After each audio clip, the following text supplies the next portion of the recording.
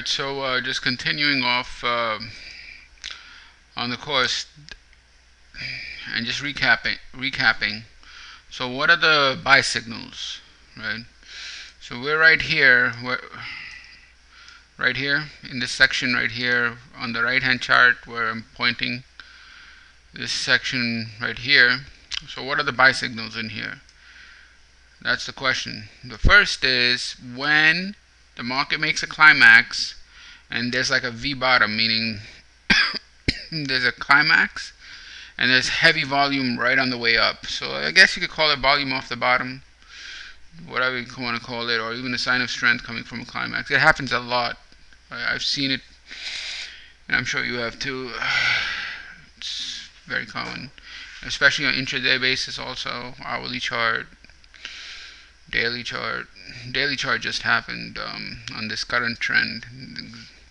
Anyway, so the first signal is when you have a climax followed by some type of sign of strength. That means that the climax has completed.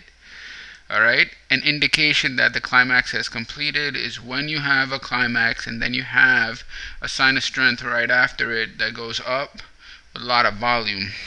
In this case, you can see that this bar had all this volume. So like a volume off the bottom. That's the first buy signal. Why is it the first buy signal? Because it means the climax has completed. How do you know? Well, what the hell is all the volume from the bottom? It's buying, right? So it means that professional buying has met panic selling, and the next buying opportunity. Where is the next buying opportunity? It's basically a pullback. So it rallies and then it pulls back. Now, why is this a important buying opportunity? It's important buying opportunity because, and this is no ordinary pullback, it's a springboard. Why is the market on a springboard? It's on a springboard because there was a climax, there was a change of behavior, or a sign of strength, or a volume off the bottom, whatever you want to call it, and then after that there was a pullback and it's on low volume so far here with lack of progress in the closes. Again, the low volume here means lack of pressure. Volume equals pressure. So here what you have is low volume equals low pressure, low supply pressure, which is bullish. Low pressure here. And then he talks about it here, where you have from close to close to close, no progress in the closes. So lack of progress in the closes coupled with low volume equals lack of pressure, which means the market is on the springboard. There is one other indication. That other indication is that there's a base being built across this area. Alright.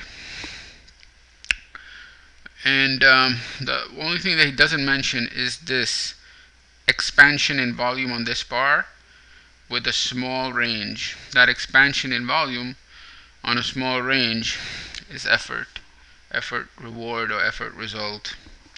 For those who know about Wyckoff, you know that is effort reward or effort result, which means someone keeps buying as pressure to sell is occurring. Someone else is buying. They're holding the bag. Alright. So that's the second, and then finally third is the breakout. So that's the breakout. So you can buy breakouts. I mean, that's breakout is a valid signal. It's not the best signal because the risk is expanded when you buy the breakout, because you know, the distance between the stop and where you've entered, right? So this breakout is a valid signal. It's interesting to note that Wyckoff indicated the breakout as a signal, and when it goes to maybe I'm not explaining it correctly, but I mean it's a breakout, but he just He doesn't say it exactly like that. He says the average goes into new high ground. So that's the new high ground on overcoming the tops. So overcoming the tops on a new high ground is a breakout. Volume tends to increase.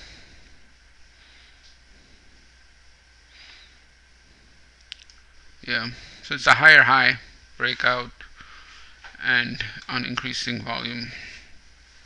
Not that much volume though. I mean, it increases, but whatever. So that's the point that needs to be understood. You can basically buy on the down waves, or you can buy on the up wave if you want to really see it in a binary sort of way.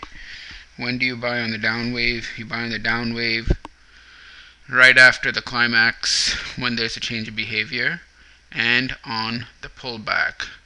That's when you buy on the down wave. Or you can buy it on the up wave. When it breaks out new high, good volume, etc., etc.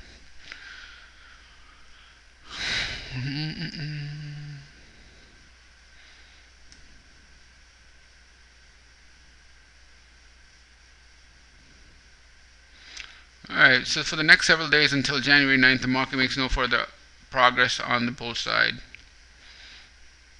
But before we go there, he says that having decided that the trend in the market is upward. Why? Because higher low, higher high, climax, change of behavior, pullback, springboard, base, breakout, new high ground, etc., etc. That is uptrend. A lot of indications to indicate that it's an uptrend. So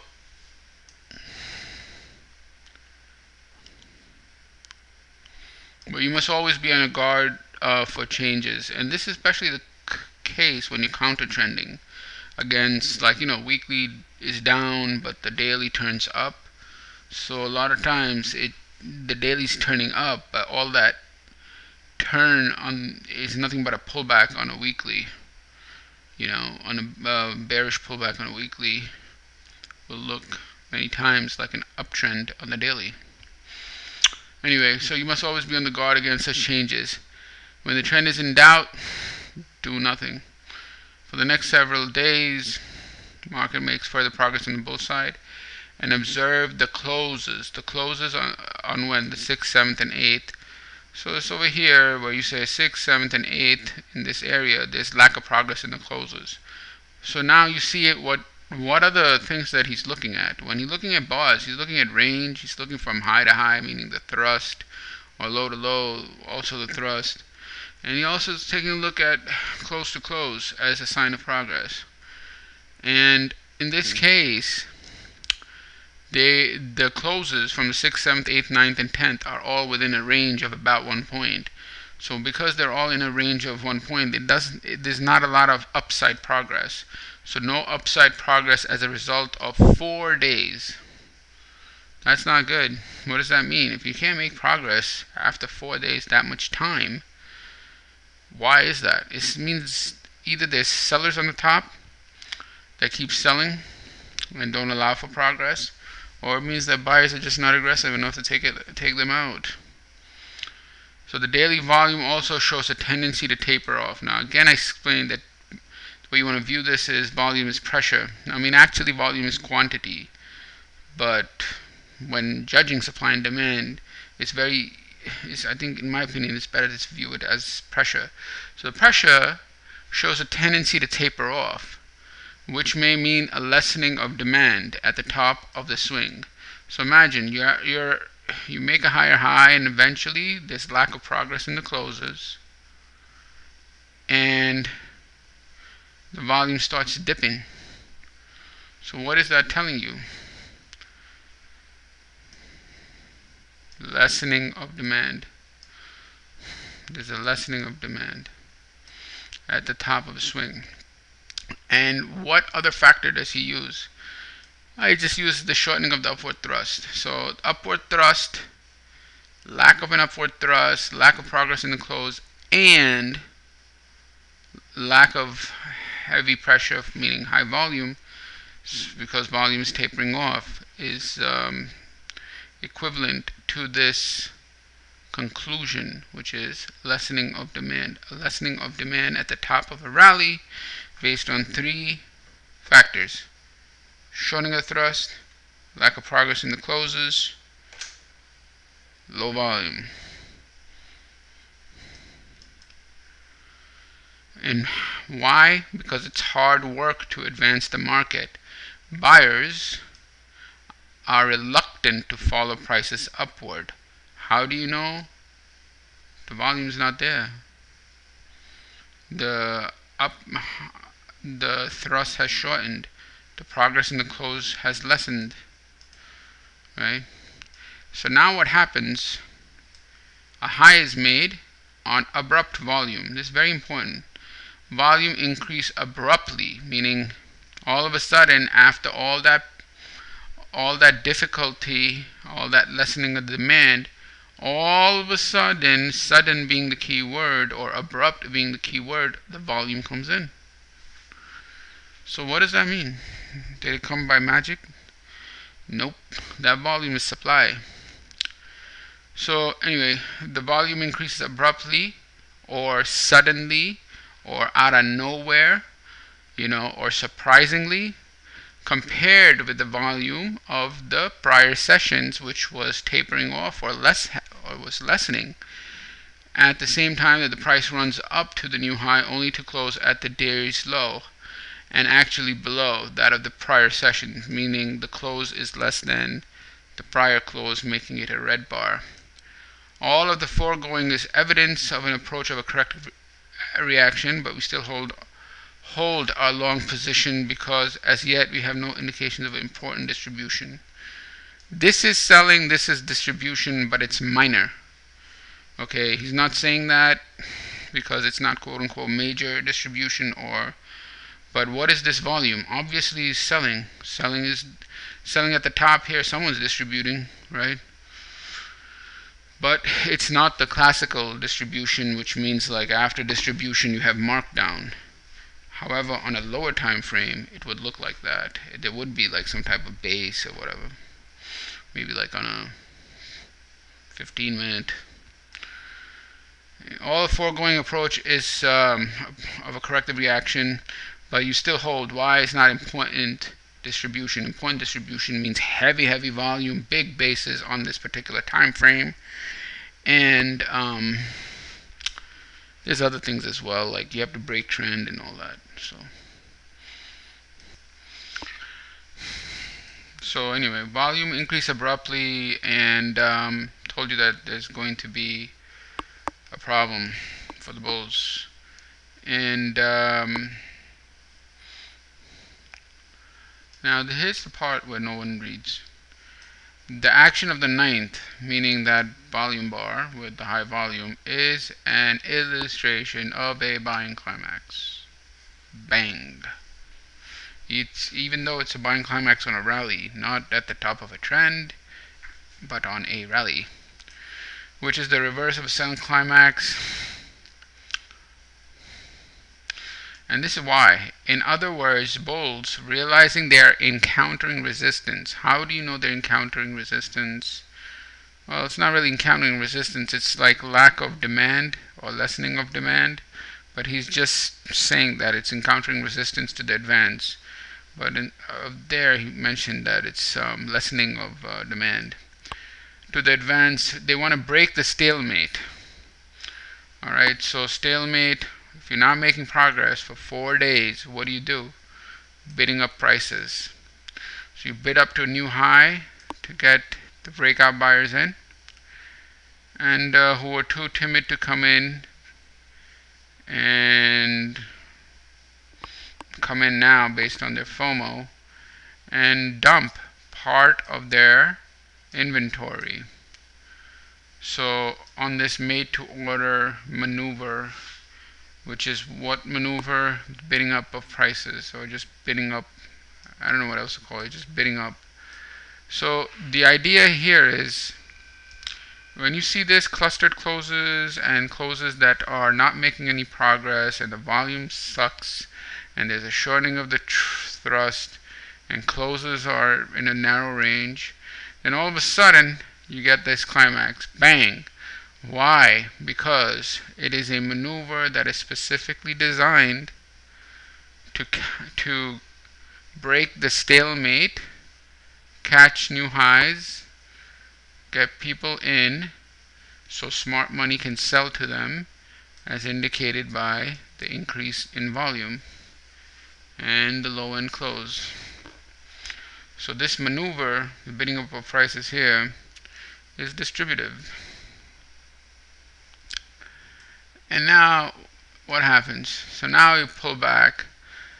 Alright, so the reaction begins on the 12th and continues down. Volume on the reaction diminishes appreciably compared with volume on the rise from the low. Okay, what does that mean?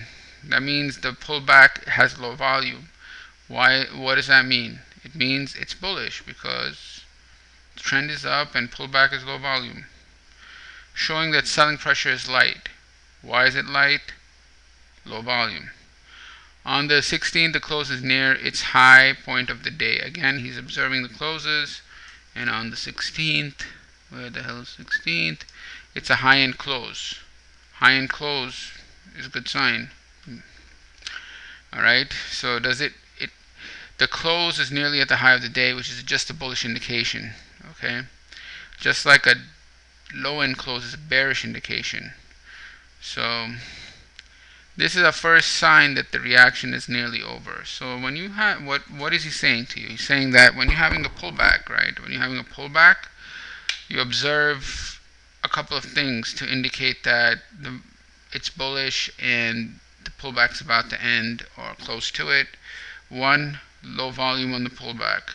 Two, high-end close. High-end close with that background of low volume pullback means that buyers are coming in and the pullback is about to close. It's about to finish, and then the trend resumption can occur. So here we now have buying opportunity expectation that the advance will continue. Further confirmation of this comes in higher support. Higher support just means higher low. So first you have the high-end close. So three things you want to look on a bar is high-low close, right? So the first indication is high-end close, bullish. Second indication is higher low. Even though it's a red bar, it's still a higher low. Higher low after high-end close, he's saying that that's bullish. Alright, further confirmation comes in higher support and an almost complete drying up of volume on a dip to the same low. So when it goes down, what happens? It's very low. On the 19th, look at this volume. It's very low. It's like 1 million, where prior you had ranges of 2 million, 2.5 million, and here you only have around 1 million. It's 1/4, 1/5. The close price of the 15, 16, 17, and 19 show support within a narrow zone. Again, it's taking a look at the closes and seeing whether there's progress in the closes. Just like there was lack of progress in the closes on the upside here, there's lack of progress in the closes on the downside here. Why? Because they're clustered within a narrow zone or range. We must therefore look for advancing tendency to be resumed. Then following 4 days in which each of the higher tops, higher bottoms, and higher closes accompanied by gradually increasing volume. Okay, so basically this is done, and now we're over here. Ding, ding, ding, ding, ding, ding. And you can see the volume here is all increasing. Now before I go there, let me see what note that he wrote. Note there is also an indication of a minor selling climax in the somewhat market increase of volume on the 15th. Where's the 15th? The 15th is 16, 15, right there. That bar, that bar here, increased in volume. This is a minor selling climax. This volume's bigger volume than 1, 2, 3, 4, last 4 bars, and on a pullback that is meaningful. So this is the minor climax, minor selling climax that terminated the pullback, and it's about to go, you have your first bullish indication after the climax, dips on a test of the climax, low volume, finally reversal, bang. Okay, so pay attention to that.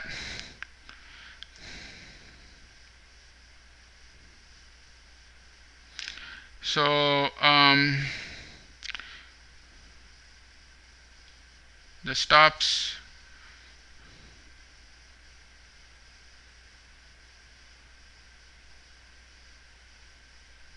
should be raised to within a point or so of the 16th and 19th support level after the rally of the 20th. So once here, about here, once this reversal happens, take a look at the low and put it 1 to 2 points below. That's the stop or the risk management, the stop management. Okay. Alright, I'm going to stop here and go through the next 4 days.